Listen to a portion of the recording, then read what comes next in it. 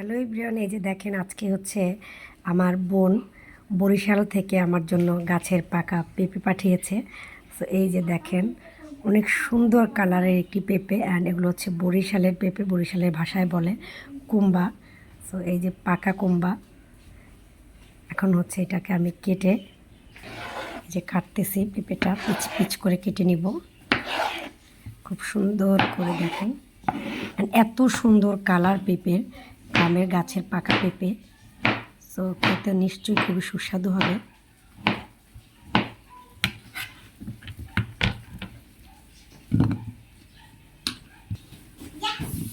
এই যে সবগুলো পেঁপে হচ্ছে আমি বাটির মধ্যে তুলে নিলাম। আমি হচ্ছে গাছের পেঁপে, বরিশালের পেঁপে আপনাদেরকে খেয়ে দেখাচ্ছি কেমন টেস্টি।